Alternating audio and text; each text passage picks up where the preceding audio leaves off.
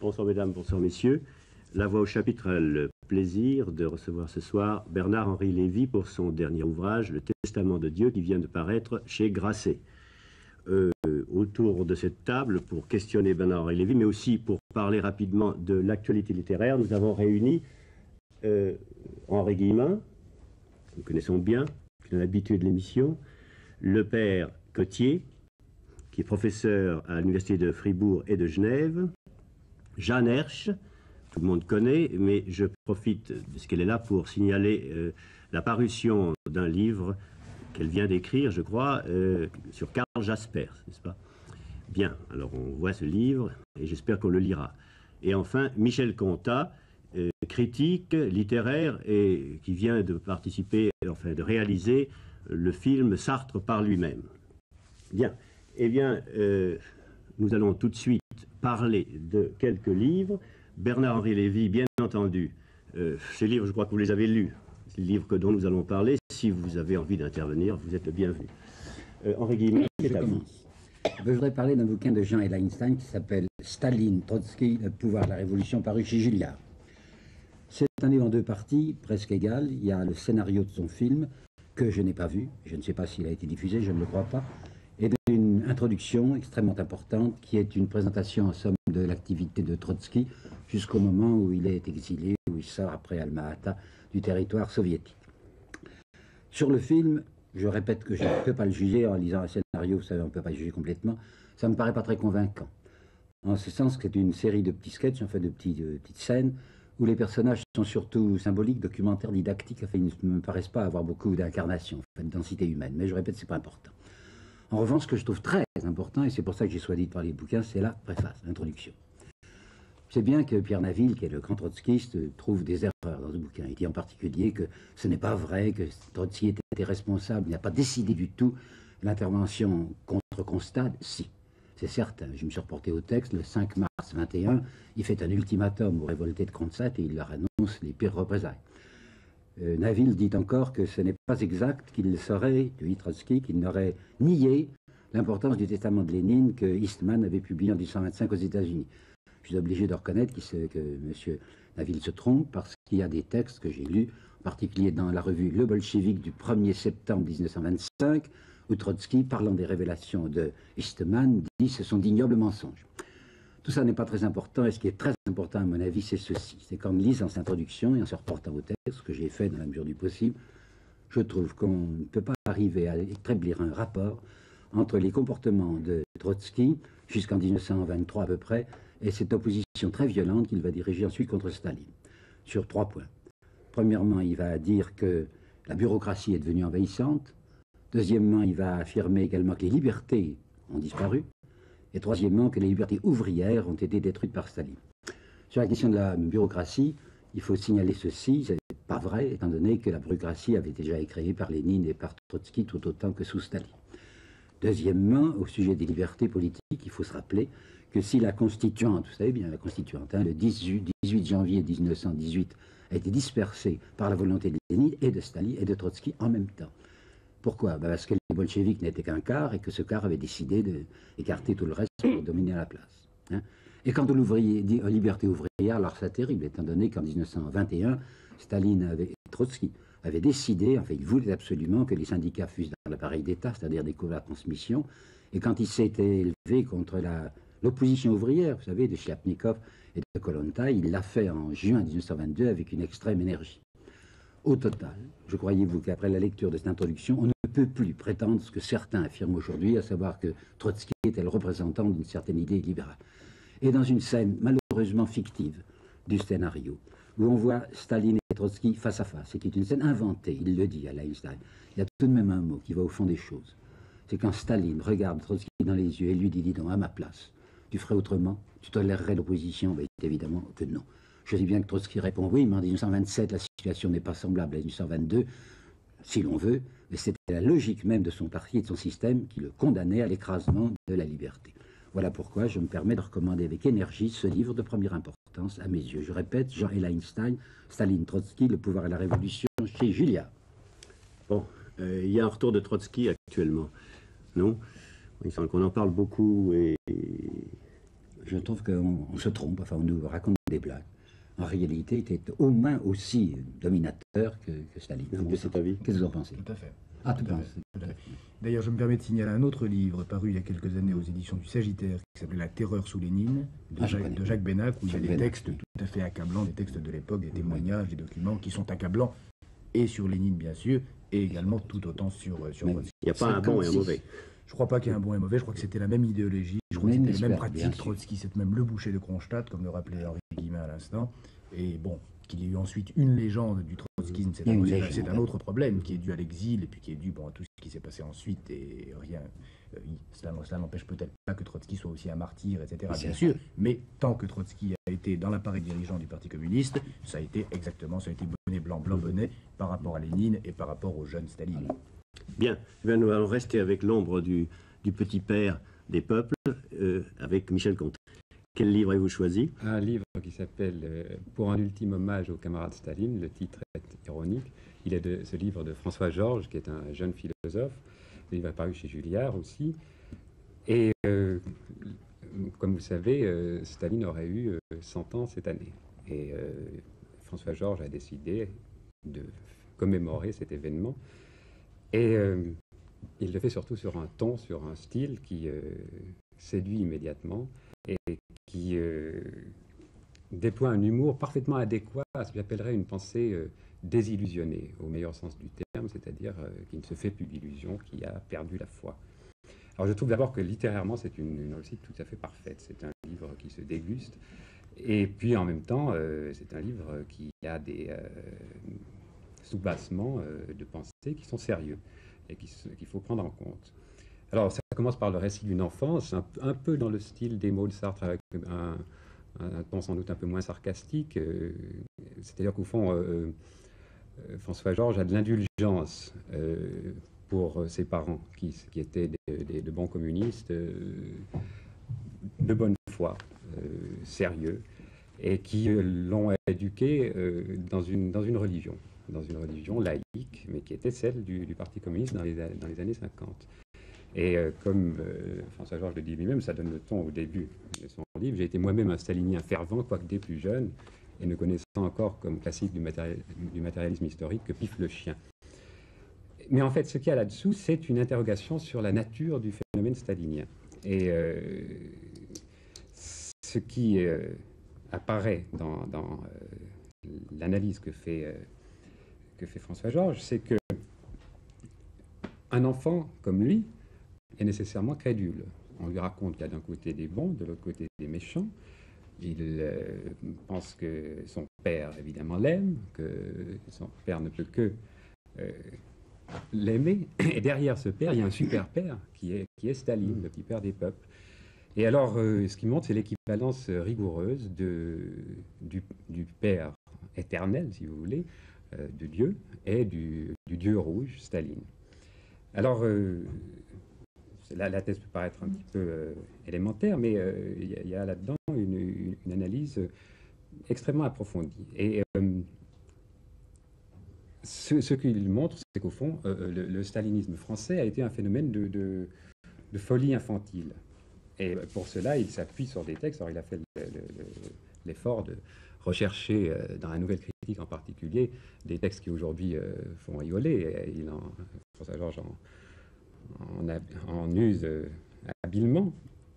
Et pourquoi est-ce qu'il fait tout ça? C'est pour éviter qu'au fond que ce passé soit refoulé et que ce refoulé fasse inopinément retour sous une autre forme de religiosité. Alors moi, je vois dans ce livre un plaidoyer pour un athéisme tolérant, non sectaire, non dogmatique, et au fond, pour l'appel à une pensée adulte. Mais je crois qu'il apparaît aussi dans ce livre un fort doute sur est-ce que ça existe un adulte? Est-ce que ça existe un adulte? C'est ça le problème. Il y a aussi de très bons passages sur les cadeaux qu'envoyaient pour le 70e anniversaire de Staline les bons communistes français, les bons staliniens français. C'est extraordinaire. Ah oui, il y a eu une espèce de folie collective. On envoyait des trains complets. Oui, des trains complets. On envoyait la Renéo de la cellule en hommage aux camarades. Oui. Mais ce que je voudrais dire à propos de ce livre, pour que les téléspectateurs ne s'imaginent pas que maintenant ils en savent assez, c'est qu'il est vraiment très très bon de passer par le texte lui-même. Parce que, par exemple, ces citations des staliniens de l'époque dépassent le souvenir. Moi qui me souviens de ces textes, j'avais oublié jusqu'où allait l'idolâtrie. Et quand on passe par les textes, c'est à la fois tragique et tellement drôle, tellement ridicule, tellement démesuré, que vraiment il faut passer par les textes, ça vaut la peine. Bien. Père Cotier, c'est à vous. Alors j'ai choisi Les Juifs et l'idéologie, qui est un ouvrage d'Henri Arvon. Peut-être un mot sur l'auteur. Arvon est quelqu'un qui, depuis bientôt 30 ans en France, étudie spécialement l'époque de la philosophie allemande qui a suivi Hegel, ce qu'on appelle les jeunes hégéliens. On lui doit un très bon livre sur Feuerbach, un autre sur Stirner, que j'aime bien, des essais sur Bakounine et sur Marx, un petit livre sur le marxisme qui est bien fait. Et il a eu l'idée, une bonne idée, d'étudier l'antisémitisme de la gauche.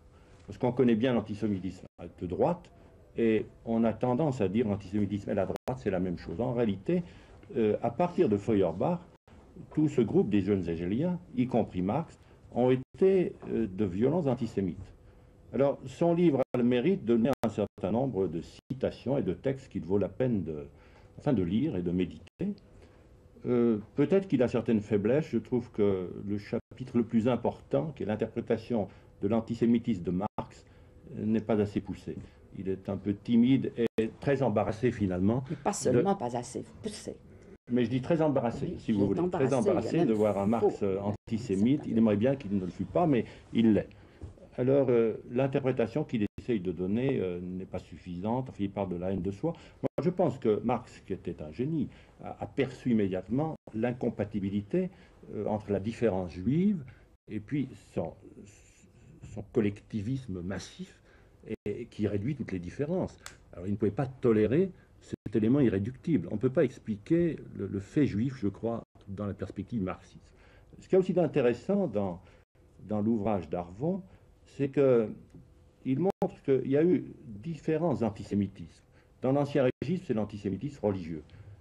Au temps de Marx et tout le 19e siècle, et notamment dans la gauche, c'est l'antisémitisme économique, c'est-à-dire le juif et l'argent.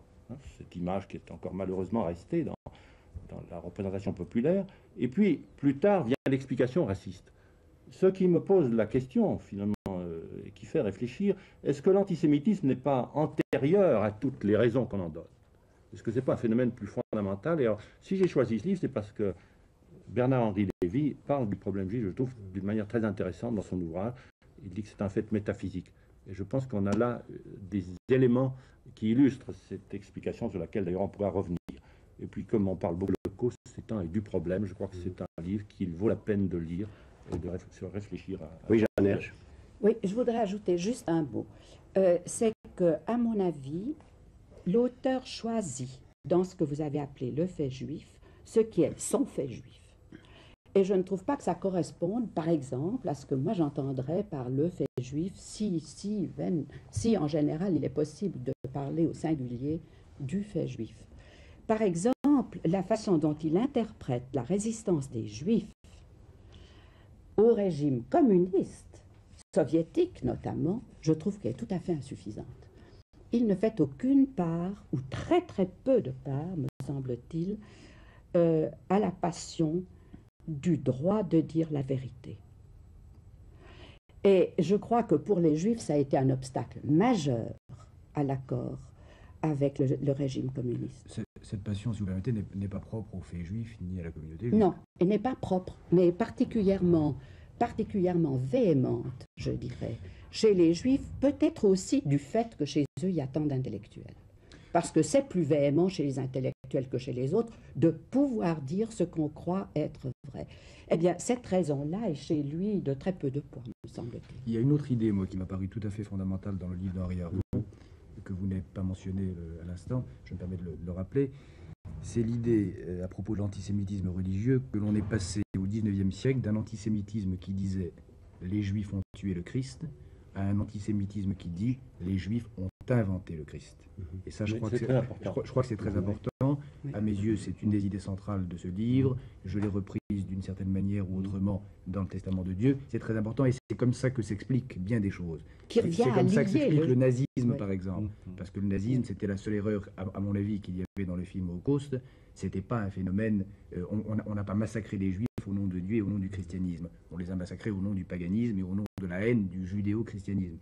Aujourd'hui, en France, en tout cas, il y a un antisémitisme qui est en train de se déchaîner, qu'on trouve dans les colonnes de certains journaux, du Figaro Magazine par exemple, qui est un antisémitisme païen, anti-judéo-chrétien, et qui fait toutes les semaines reproche aux Juifs d'avoir inventé le Christ. Ça, c'est un retournement capital qui se joue, comme disait le père Cotier, effectivement, au XIXe siècle, peut-être avant. Moi, la thèse que je défends dans le Testament de Dieu, c'est que la rupture se fait avant, c'est-à-dire avec les Lumières.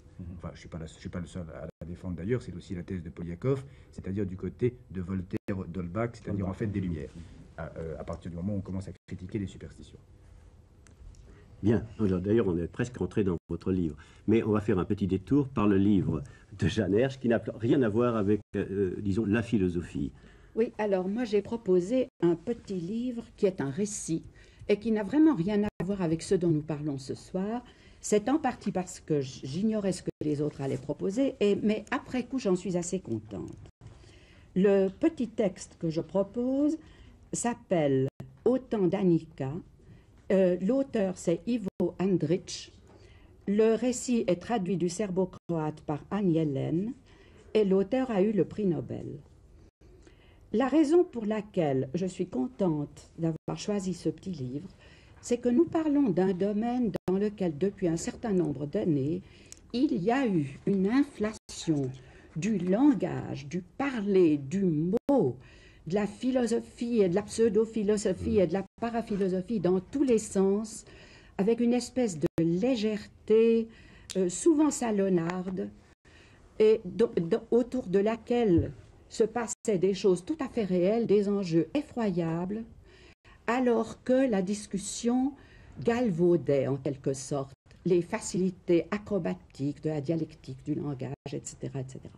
Alors ici, au contraire, je trouve qu'on a affaire à un sommet littéraire, parce que le récit concerne des personnages et un village où on ne parle presque pas, où presque personne ne parle. C'est une vie d'avant la parole. Et l'auteur réussit avec des mots à faire vivre pour le lecteur cette extraordinaire densité massive des enjeux de l'âme dans le vécu d'un certain nombre de personnages et de toute une population où pourtant personne ne parle et sans que lui-même explicite ni ses enjeux ni ce vécu. On a affaire à un style parfaitement lisse et parfaitement clair. C'est une littérature du silence, mais en même temps de violence et de fureur, où il n'y a pas de sous-entendu. C'est classiquement clair, et pourtant c'est gonflé justement de cette mystérieuse densité de ce que vivent des gens qui ne parlent pas ou qui parlent très peu. Et Annika? Alors Annika, c'est une femme. C'est une femme qui littéralement affole tous les hommes d'une région. On dit au haut du livre, d'ailleurs, c'est l'histoire d'un envoûtement. La vie d'un village morne est bouleversée par deux apparitions inattendues. D'une part, le glissement d'un pop dans la folie, et plusieurs décennies plus tard, la folie frénétique des hommes pour une femme, Annika. Et cette histoire est, au fond et silencieusement, l'histoire d'un seul amour. Je vous remercie. Bernard-Henri Lévy, vous êtes notre grand invité. Vous permettez que je vous présente rapidement, très rapidement. Alors Bernard-Henri Lévy, né en 1948, vous êtes normalien, agrégé de philosophie. Vous devenez célèbre presque du jour au lendemain, il y a 2 ans, quand vous publiez La barbarie à visage humain, un ouvrage qui rompt brutalement avec ce qu'on pourrait appeler, je l'appelle ainsi, l'idéologie dominante freudo-structuralo-marxiste. C'est un peu simpliste, mais enfin, disons que ça veut dire ce que ça veut dire. Notons que Bernard-Henri Lévy avait 20 ans en mai 68, n'est-ce pas? C'est bien ça. Et qu'il est considéré comme un des chefs de file de ce qu'on appelle la nouvelle philosophie. On verra tout ça tout à l'heure, mais en commençant cette émission, je pense qu'on ne peut pas ne pas parler quelques instants d'un philosophe et d'un ami qui vient de nous quitter et qui est Maurice Clavel. Et vous étiez assez lié avec lui, peut-être pour dire quelques mots de Maurice Clavel. Oui, c'était un ami très cher. C'est vrai, plus qu'un ami d'ailleurs. C'est un des hommes qui, personnellement en tout cas, m'a le plus donné, apporté et donné. Sa mort récente et foudroyante, brutale comme ça, à l'image de sa vie d'ailleurs, qui a été tout entière brutale et foudroyante, m'a ému comme vous. Moi, je crois que que Clavel va manquer beaucoup maintenant, qu'on va se rendre compte très vite. Il va manquer parce que ses provocations vont nous manquer, parce que ses perturbations, plutôt que ses provocations, ses perturbations vont nous manquer. C'est un perturbateur. Et il y a une chose que je voudrais dire, c'est que Clavel avait en chantier 2 livres, qui étaient à mon avis des livres monumentaux, qu'il tenait lui-même comme les livres les plus importants qu'il ait jamais écrits, qui étaient des livres de philosophie.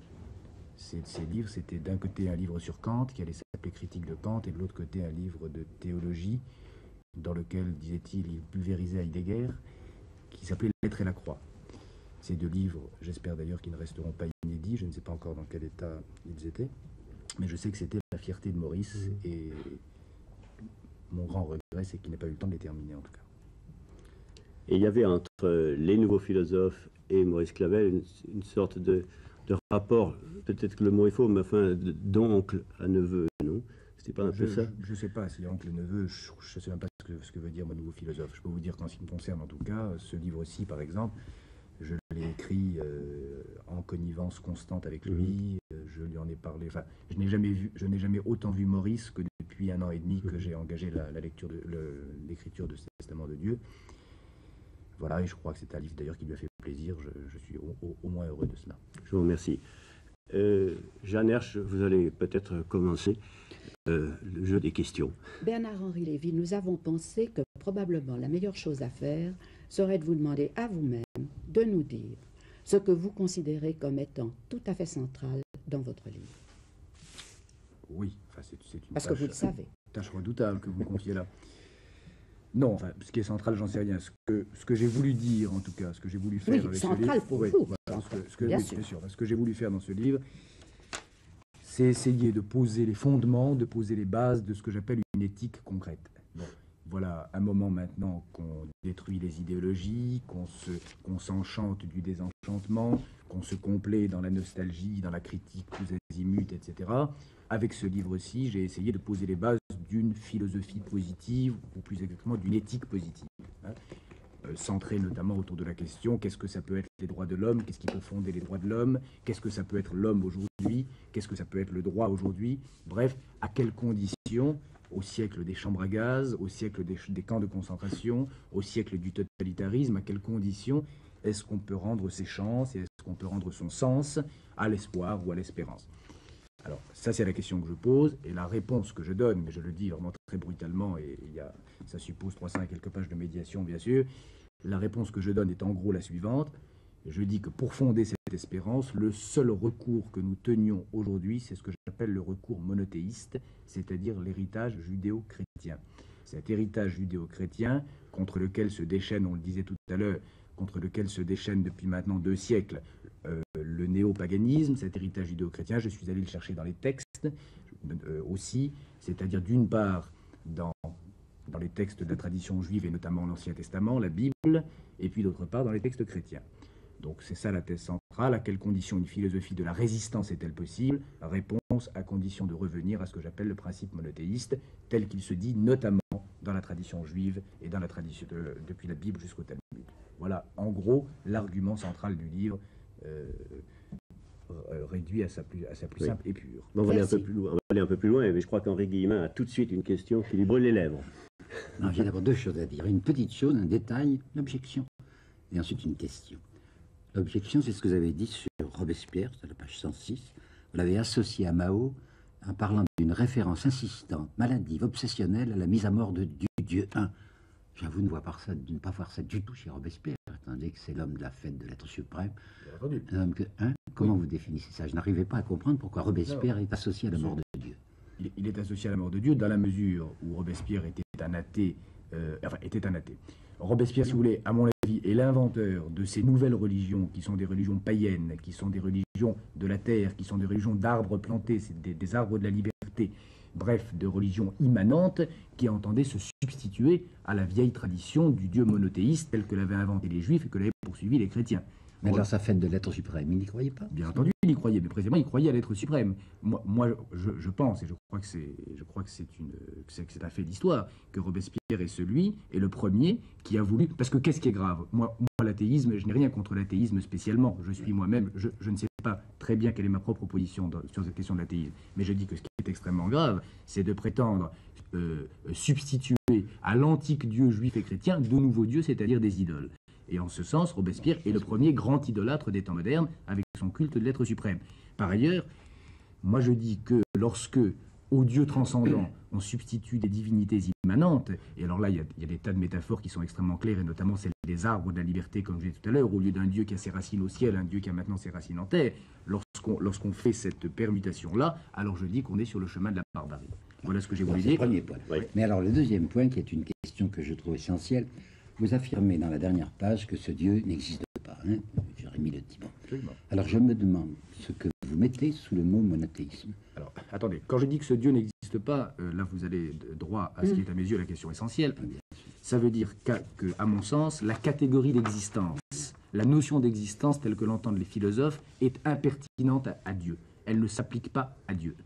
La question, dans n'importe quelle religion païenne, n'importe quelle superstition, n'importe quelle religiosité est capable de désigner son Dieu. Elle dit, mon Dieu c'est une idole, mon Dieu c'est une chose parmi les choses, mon Dieu c'est le monde tout entier. Ça c'est le cas des panthéistes. Moi je dis que le monothéisme, c'est la seule forme de spiritualité qui est incapable de désigner du doigt son Dieu, qui est incapable d'en faire un étang parmi d'autres étangs, qui est incapable de lui assigner une place et une localité dans le monde. En ce sens-là, Dieu, au sens fort du terme, n'existe pas. Ça ne veut pas dire qu'il n'est pas. Alors, ça ne veut pas dire qu'il n'est pas. Et qu'est-ce que c'est l'être de Dieu? C'est cet être de Dieu qui n'est pas un être d'existence. La thèse qui est la mienne et que j'essaye de développer à travers le livre, c'est que Dieu, finalement, en tout cas dans la tradition prophétique, dans la tradition biblique, dans la tradition du peuple juif, Dieu, c'est quelque chose comme un effet de langue. Un effet de langue, qu'est-ce que ça veut dire? Dieu, c'est ce qui advient lorsque la parole prophétique se profère.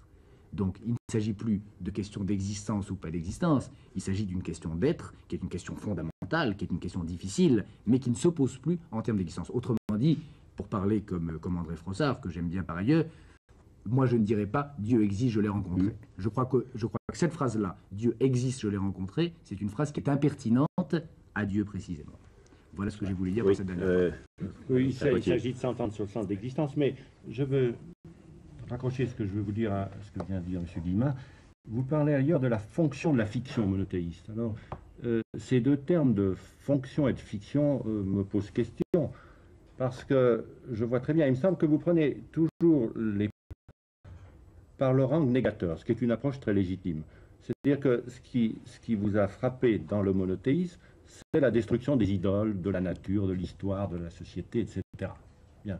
Mais à ce moment-là, si on n'en fait qu'une fonction, et une fiction qu'une fonction, est-ce qu'on ne retombe pas dans le relativisme de l'idéologie que vous critiquez si bien par ailleurs chez Hegel et d'autres, etc. Oui, c'est ça ma question. Non, lorsque je parle de fonction de la fiction monothéiste, je veux dire par là que, en ce qui me concerne en tout cas, et je crois en ce qui concerne l'immense majorité des hommes de mon siècle à qui je m'adresse avec ce livre c'est un appel à ces gens-là.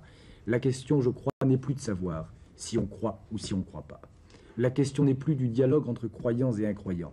Et je dis que la question n'est plus celle-là depuis cet événement philosophique, après tout majeur, qu'on le veuille ou non, en tout cas dans l'ordre de la philosophie, qui est l'événement de la mort de Dieu, grosso modo, tel qu'il commence avec Nietzsche, etc. La question n'est plus de croyance et d'incroyance. La question est de savoir qu'est-ce que ça veut dire, le fait de poser l'hypothèse de Dieu. Et pour moi, ça veut dire poser le primat de la loi sur la nature, ça veut dire poser le primat de la transcendance sur la sacralité, ça veut dire refuser le meurtre, ça veut dire qu'il y a dans l'homme quelque chose qui excède l'homme et qui fait, il ne peut pas être assassin. 2, il ne peut pas être gibier de camp. Bref, pour moi, la fonction de la fiction monothéiste, c'est ce principe étrange, ce principe mystérieux qu'on peut appeler Dieu, que vous appelez vraisemblablement Dieu, que j'appelle Dieu aussi, mais presque par convention, et qui est rempart, et qui est pour moi ce qui fait rempart contre la barbarie.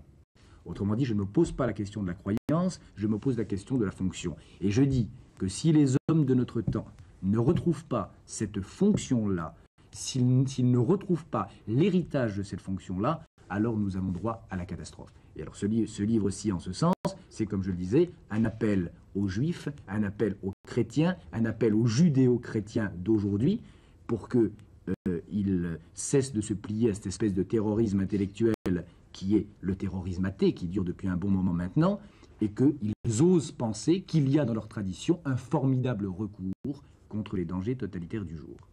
Jeanne Hersch. Vous savez, ce qui me gêne beaucoup dans votre livre, et qui me gêne d'autant plus que je suis, je crois, sur beaucoup de points, et très importants, et que je crois très profonds, d'accord avec vous.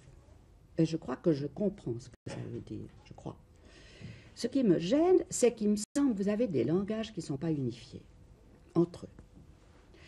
Et alors, je me demande, vous avez répondu à M. Guillemin tout à l'heure que la formule « Dieu existe » est une formule impertinente quand il s'agit de Dieu. Et je vous suis. Mais pourquoi la formule « Dieu n'existe pas » devient-elle pertinente? À mon avis, ni l'une ni l'autre, alors, ne sont pertinentes. Tout à fait d'accord avec vous. Bon, alors, ce que je voudrais savoir, et c'est une petite question que je vous pose et peut-être grande, pourquoi articulez-vous plus facilement « Dieu n'existe pas » que « Dieu existe » ? Pour une raison simple, c'est que ce livre est probablement, alors cette fois-ci pour moi, puisque vous me posez la question de savoir pourquoi j'articule plus facilement, ce livre pour moi est un corps à corps avec cette question-là, avec la question que vous me posez là. Et c'est y compris également, je crois, un corps à corps avec les questions que pourrait me poser le père Coëthier. C'est un corps à corps, même si je dis, et alors ça, vous venez de toucher là probablement le point obscur du livre. Hein. Le point obscur du livre, c'est que même si je dis théoriquement et logiquement que la question n'est pas de croyance et d'incroyance, il n'empêche que ce livre est tout entier hanté par cette question-là. J'ai été bouleversé d'ailleurs par une lecture récente, et ça aussi je tiens à en parler, si vous me le permettez, si on peut distraire une minute ou deux de ce dialogue, bouleversé par la lecture du dernier livre d'Albert Cohen, les carnets 78. Bon, d'une part c'est un livre admirable, un livre d'immenses écrivains, et j'ai été bouleversé de voir comment, notamment toutes les dernières pages du livre, les 30 ou 40 pages 30 ou 40 dernières pages du livre, que la question que je viens de poser là, c'est exactement la question qui le hante et qui l'anime lui aussi. C'est-à-dire effectivement une sorte d'appel constant au ciel qui ne répond pas, la conviction obstinée que le ciel est vide et en même temps l'acharnement inlassable à le convoquer néanmoins, etc. Bon, mutatis mutandis, Albert Cohen est un très grand écrivain, moi pas, c'est la question qui m'obsède aussi dans le Testament de Dieu. Je vous remercie beaucoup de votre réponse, mais je vous fais remarquer que ce n'est pas vraiment une réponse à ma question. Parce que, j'ai demandé, pourquoi articulez-vous plus facilement « Dieu existe » que « Dieu n'existe pas ». C'est au cœur de la question. Je vous réponds précisément, je n'articule pas non plus « Dieu n'existe pas ». Lorsque je dis l'inexistence, je veux dire exactement ce que je répondais à Guillemin tout à l'heure. Vous voulez dire qu'on ne peut pas employer le mot existence. Ça veut dire à existence, que le mot d'existence ne s'y applique pas. Voilà. Mais je ne crois pas avoir jamais écrit dans le Testament en propre terme Dieu n'existe pas. Est-ce que je peux vous poser une question alors d'un non-philosophe? Je pense que la plupart de nos téléspectateurs ne sont pas des philosophes. Vous parlez sans cesse de Yahvé dans ce livre. Il revient comme une sorte de présence. Alors, je vous pose une question peut-être idiote. Comment le voyez-vous, Yahvé, du moment que vous le nommez? Précisément, je ne le vois pas. Je vous signale d'ailleurs, pas par ailleurs, qu'il est même très difficile de le nommer, que dans la tradition juive, il est proprement innommable. C'est déjà, il y a déjà quelques centaines de sacrilèges dans ce livre, puisque je l'ai nommé assez souvent. Donc bien sûr, je ne le vois pas. Et tout ce que je dis, tout ce que je prétends démontrer en tout cas, c'est que justement, il ne faut pas l'imaginer. Hein, ce Yahvé, ce Dieu, c'est l'infiniment distant. Et c'est là justement ce que je reprocherais à Robespierre, par exemple, ou à tous les idolâtres du siècle, c'est que cet infiniment distant, ils l'ont rendu idole, ils l'ont rendu trop proche, ils l'ont rendu trop familier. Et le Dieu des Juifs, comme le Dieu des chrétiens, je crois, c'est un Dieu de distance, c'est un Dieu d'écart, c'est un Dieu d'infini écart, c'est un Dieu qu'en un sens qui, au sens fort du terme, est inimaginable. Vous associez beaucoup le Dieu des Juifs et le Dieu des chrétiens dans votre livre. Mais permettez-moi, mon père, de penser que le Dieu des catholiques est quand même assez différent de Yahvé. Je ne pense pas. C'est-à-dire que je pense qu'on touche un point tout à fait fondamental, c'est que tout au cours de son histoire, l'Église a sans cesse été sollicitée de rejeter l'Ancien Testament. Et on a constamment lutté pour garder l'Ancien Testament comme un terrain, enfin un terreau dont on se nourrit. Il y a une continuité entre l'Ancien et le Nouveau Testament pour les chrétiens. Et on ne peut pas dire qu'il y a une différence. Et je crois que les chrétiens parlent de nouvelle alliance. De nouvelle alliance. Exactement comme dans Jérémie. En Jérémie 17.3, il est question aussi de nouvelle alliance dans l'Ancien Testament. Toute la liturgie chrétienne est en référence à l'Ancienne Alliance. Enfin, il y a une symbolique de l'Ancien Testament par rapport au Nouveau. Non, je pense que je ne suis pas du tout gêné par cette insistance sur l'Ancien Testament. Moi, je crois, alors, en tant que juif, je crois profondément, et je l'affirme, qu'il s'agit du même Dieu. Ça, je le crois profondément, et je le dis constamment à travers ce livre. Et le Dieu du Coran aussi fait partie de la même catégorie? Oui. Parce que vous parlez très peu de... Je parle très peu de l'islam. Je pense... D'une part parce que je connais très mal l'islam, enfin c'est surtout la raison essentielle, d'ailleurs je connais très mal l'islam. C'est aussi un monothéisme, Dieu sait. Bien entendu, j'essaye de ne parler que de ce que je connais, ou en tout cas de ce que je connais assez bien. Puis d'autre part, l'islam, il y a des problèmes aujourd'hui concrets et politiques dans lesquels il serait trop long d'entrer peut-être d'ailleurs, mais enfin qu'il faut un peu les données du problème. Conta. Oui. Vous n'avez encore rien dit. Moi, je suis un peu perdu dans cette ontologie de Dieu. J'ai, à vrai dire, peine à concevoir cette pensée paradoxale du monothéisme athée. À vrai dire, ce qui m'intéresse davantage dans votre recherche, c'est ce que vous disiez d'une tentative de fondation d'une éthique concrète. Et c'est là que je ne suis pas convaincu. Et je dirais même loin de là. C'est-à-dire que je comprends très bien comment vous en arrivez à trouver le roc de la Torah, enfin disons de la loi, comme unique fondement d'une morale. Parce qu'il en faut un, de fondement. C'est pas une question de foi. La question de la foi me paraît être de l'ordre quand même d'une rencontre spirituelle. Et je suis toujours gêné quand j'entends parler des gens qui refusent leur propre qualification d'athée de Dieu. Pour moi, si j'arrive à comprendre ce que peut être Dieu, c'est une rencontre. Bon, alors là, avec alors la question, c'est donc celle de cette morale concrète, cette éthique concrète, et il me semble que vous évacuez les problèmes qui font la tension de la quête morale. Je prends un simple exemple. Vous dites à juste titre d'ailleurs que les Juifs ont résisté à l'Holocauste. Disons qu'il y a une partie des Juifs en tout cas qui ont résisté à l'Holocauste. Le seul commandement que vous gardez au fond du décalogue, c'est tu ne tueras point. Bon, il se trouve qu'on est dans une histoire où le mal règne déjà. C'est pas un mal métaphysique. C'est là-dessus qu'on pourrait sans doute discuter vous et moi, mais enfin, mettons que la violence règne. Les Juifs qui ont résisté ont tué. Ils ont bien fait.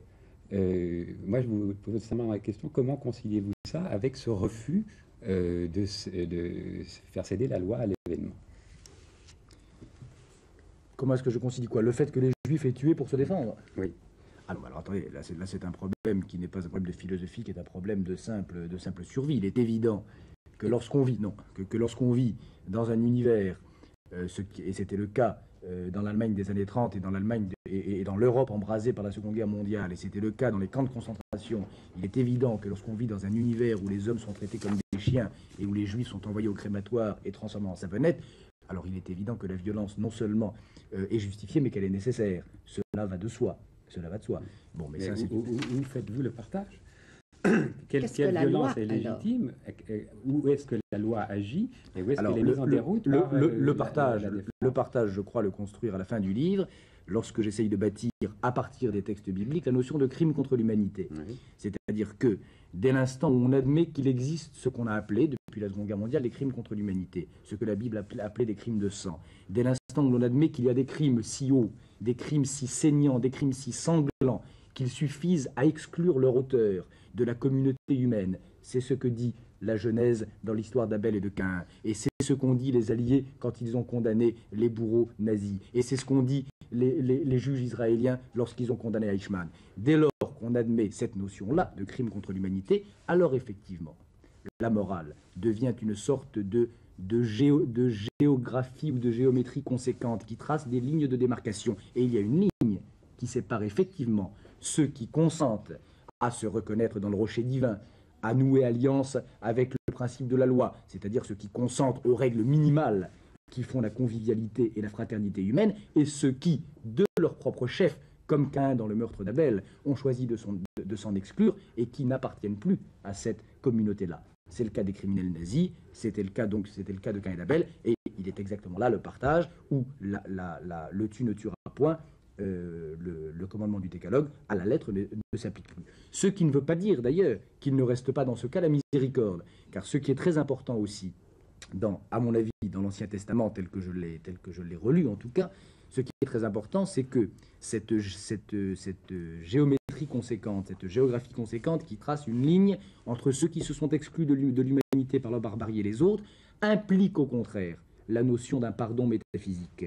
Et dans le cas du procès d'Eichmann dont je parlais à l'instant, pour moi le problème est assez simple. Il est évident qu'Eichmann était un criminel contre l'humanité et qu'il méritait 1000 fois la mort, et qu'il méritait toutes les violences, et qu'il méritait plus encore que la violence, et qu'aucune peine humaine et qu'aucune loi humaine n'était capable de venir à bout de son infinie malignité. Mais justement, parce qu'aucune peine humaine ne pouvait en venir à bout, parce qu'aucune loi humaine ne pouvait le juger, alors effectivement la peine de mort, qui est apparemment une peine capitale, devenait une peine minimale, et la seule sanction humaine possible était peut-être justement de ne pas le tuer.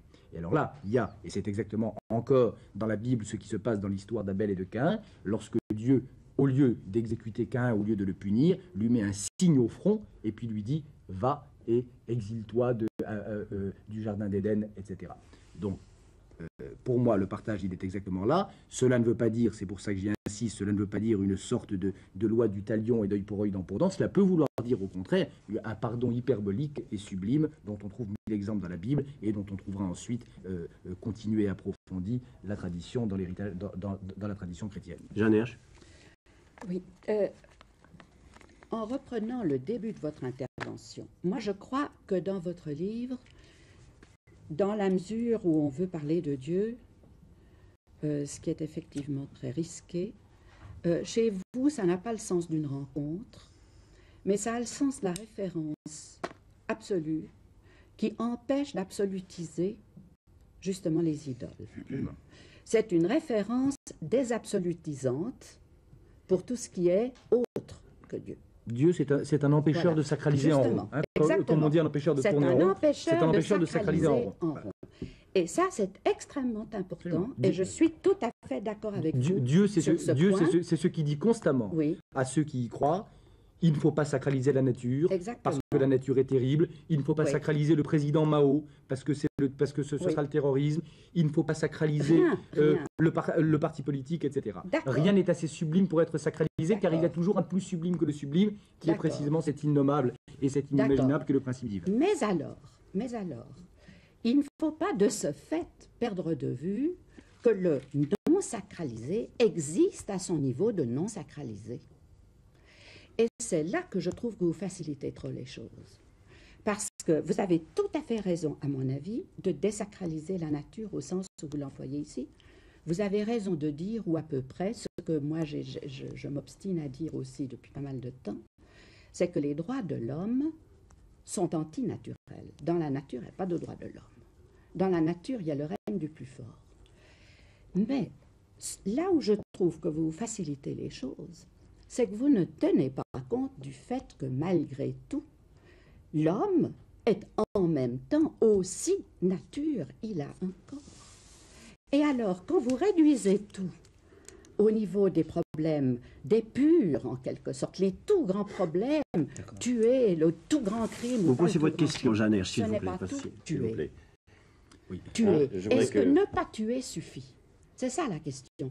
Est-ce qu'il ne faut pas aménager le monde de façon à ce qu'on tue le moins possible et de façon à ce que les corps mangent et de façon à un tas de choses, d'autres choses, soient aménagées? Je trouve que c'est ça le point qui manque. D'abord, je ne crois pas qu'il manque, car si c'est à ça que vous faites allusion, je crois que je dis à plusieurs reprises dans le texte que la faim et la misère sont aussi des goulags. Oui, ah, je ne le mentionne pas, non, je le dis, et je le dis même à un endroit extrêmement important pour moi, où je vais contre ce que j'appelle la comptabilité des souffrances, où je m'insurge contre ce côté un peu abject de l'époque contemporaine, qui consiste à dire, tiens, quelle est la souffrance qui pèse le plus lourd, quelle est celle qui est la plus tolérable, etc. Je dis non, il n'y a pas de... Je dis, il n'y a pas de comptabilité en ce qui concerne la souffrance, il n'y a pas de poids et mesure totalitaire.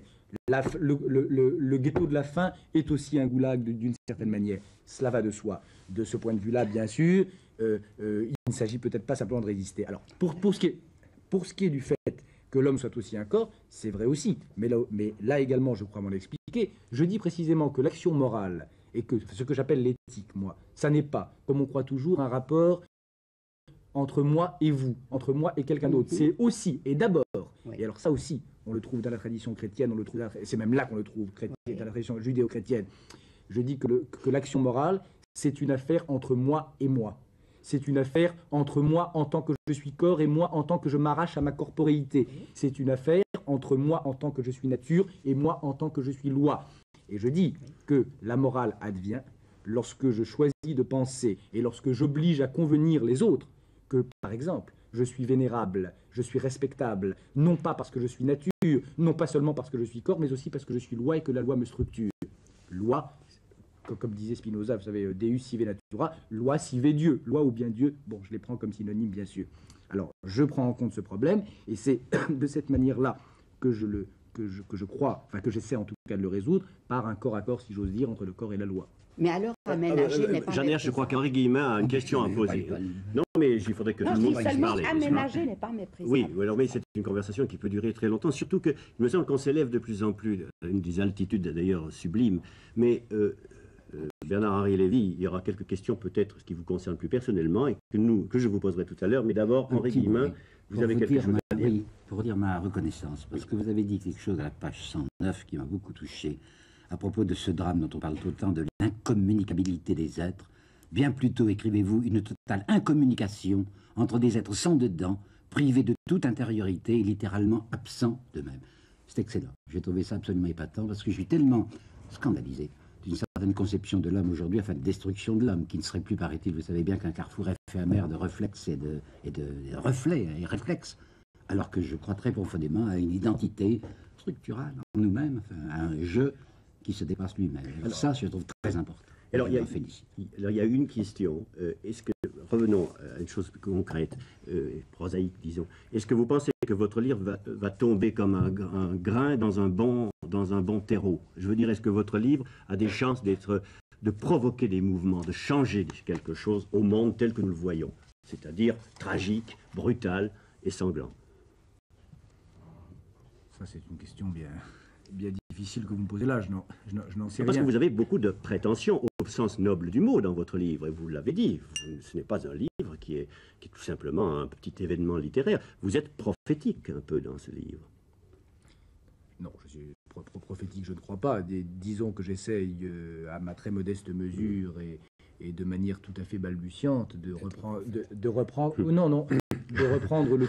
Qu'on t'apprend que vous êtes un peu prophétique. De reprendre l'intention qui animait une très très vieille tradition, qui est ma tradition et qui est la tradition du peuple, et qui n'est pas seulement la mienne, comme je disais tout à l'heure, qui est la tradition du peuple juif et de ses prophètes. Ça ne veut pas dire que je sois prophète. Est-ce que ça va provoquer des bouleversements ou autres? Ça, franchement, je ne crois pas. Je ne crois pas qu'un livre d'idées soit un séisme vivant. Je ne crois pas. Ce que je crois en revanche, c'est que la fonction des intellectuels aujourd'hui, et en tout cas, c'est comme ça, moi, que j'entends ma propre fonction, elle est, comme je le disais, je crois, tout à l'heure, et pour employer une image comme ça un peu simple, de déverrouiller cette espèce de surmoi théorique qui pèse sur les cervelles des gens. Hein, parce que, après tout le monde pense. On n'est pas seul à penser, nous, ici, à cette table. Tout le monde pense. Et quand j'ai écrit La barbarie à visage humain, il y avait des millions et des millions de gens dans le monde qui disaient, bon, Staline égale Hitler. C'était pas bien sorcier de dire ça, mais il y avait des dizaines et des dizaines d'intellectuels qui, chaque fois que les simples gens osaient dire Staline égale Hitler, leur disaient « Mais comment? Mais vous n'y pensez pas, mais vous ne savez pas, mais lisez donc la bibliothèque stalinienne sur Staline, mais lisez donc Ellenstein, justement, l'autre Ellenstein, pas celui-là, ça c'est plus sympathique. Lisez donc Ellenstein, etc. » Et on leur clouait le bec. Alors, si la barbarie à visage humain avait marché, je crois, ou si les maîtres penseurs de Glucksmann avaient marché à l'époque aussi, c'était parce que des intellectuels aussi savants que les autres, aussi savants que ceux qui clouaient le bec, venaient dire aux gens, vous avez raison de penser. Au fond, nous, on a aussi des livres, on a aussi des bibliothèques, et on vous dit, vous n'êtes pas si con que ça quand vous dites que Hitler égale Staline. Avec le testament de Dieu, moi, c'est un peu ça aussi que je voudrais faire dans un tout autre ordre d'idées. Et comme je le disais tout à l'heure, il y a en France, et en Suisse peut-être, mais ça je connais beaucoup moins bien le problème, bien sûr, des tas de gens qui continuent de croire presque en fraude et en cachette. Vous savez, aujourd'hui, on croit en fraude, on croit dans la clandestinité. On ose à peine dire qu'on est monothéiste. Les Juifs, voilà un siècle qu'ils ne cessent de dénier leur identité juive, parce qu'ils savent que ça ne se fait plus, parce qu'on leur a dit, on leur a expliqué que c'est une vieille chose, pas très sympathique et pas très moderne. Il faut oublier tout ça, oublier donc, et puis qu'on en finisse. Les chrétiens, ils ne sont pas dans une situation très très différente. Vous savez, au XXe siècle, c'est un peu la même chose. Et quand on va à l'église, c'est encore du bout des lèvres. Alors, ce livre-ci, il voudrait avoir, en tout cas c'est mon intention, un peu une fonction du même ordre. C'est-à-dire que depuis le point d'extrême recul où je me suis placé en l'écrivant, enfin de recul en moi-même, je voudrais m'adresser à tous ces gens-là pour leur dire, là encore, vous avez raison de penser, vous avez raison de croire, et vous avez raison de croire et de penser avec votre propre tête, c'est-à-dire avec la loi, ou c'est-à-dire avec Dieu. Oui. Voilà. Alors, est-ce que c'est l'effet que je voudrais produire, en tout cas, il serait dû à celui-là. Mais si je le produisais, c'est déjà très considérable. Je vous pose une dernière question impertinente. Il y a des philosophes qui, en 40 ans d'âge et en 20 volumes, restent méconnus avec une pensée pourtant forte. Vous êtes à votre deuxième livre et vous êtes, je dois le dire, une célébrité. Ce n'était pas du tout pour essayer de vous attaquer que je dis ça, mais comment vous sentez-vous, vous, maintenant, Bernard-Henri Lévy, vedette de la philosophie? C'est un peu le mot qui me vient à la bouche, sans intention péjorative. Je ne sais pas si je suis une vedette de la philosophie. En tout cas, ce que je peux vous dire, c'est que je me sens... S'il est vrai que je suis une vedette de la philosophie, je me sens exactement comme quand je n'étais pas.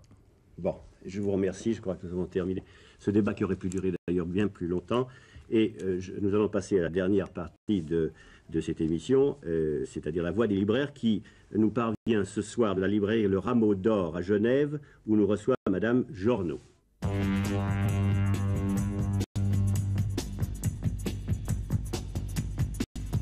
Quels sont les livres qui remportent le plus grand succès en ce moment?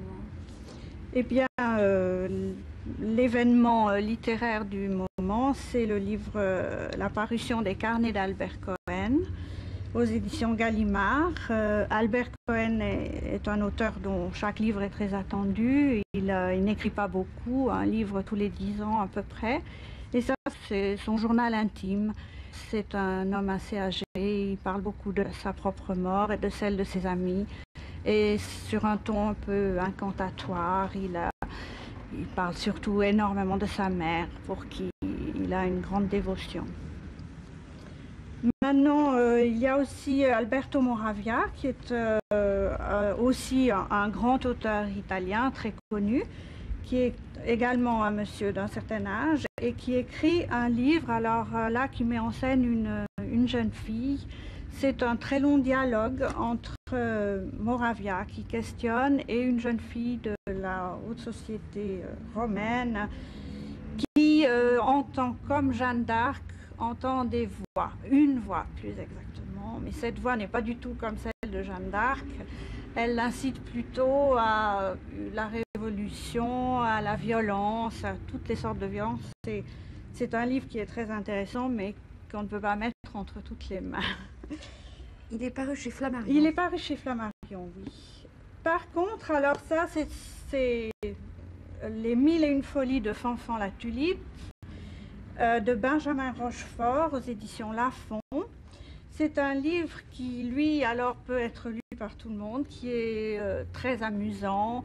Tout le monde se souvient du Fanfan la Tulipe, le film avec le fameux Gérard Philippe. Et là, c'est un très jeune homme dans une période historique sous Louis XV, et il a 1001 aventures. C'est plein d'humour, c'est très vivant, c'est un peu roman de KPDP.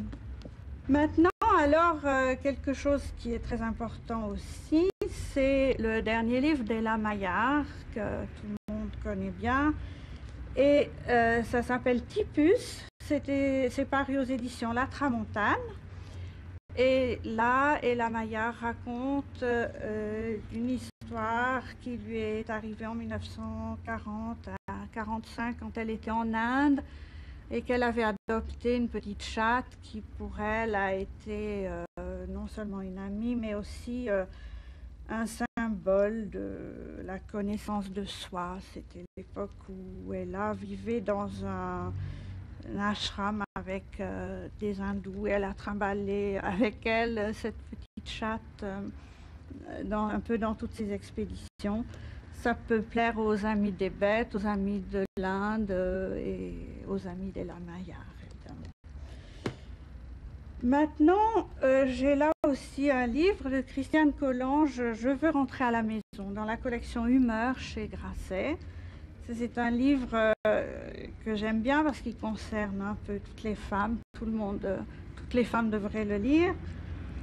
Surtout les femmes au foyer, parce que Christiane Collange, au fond, veut réhabiliter les femmes au foyer, la femme dite inactive qu'on a un peu pas appréciée à sa juste valeur. Et justement, elle dit que si nous, toutes les femmes qui travaillons, nous pouvons le faire, c'est grâce à celles qui restent au foyer et qui s'occupent de nos enfants. C'est un livre qui se lit très agréablement et qui a aussi beaucoup d'humour, qui est très très sympathique. Alors, est-ce qu'il y a un livre qui n'a pas rencontré le succès qu'il méritait à votre avis? Eh bien, il y a un livre d'un auteur chinois, Pa Qin, s'appelle Le Jardin du Repos, aux éditions Robert Laffont, qui, à mon avis, ne s'est pas vendu comme il devrait.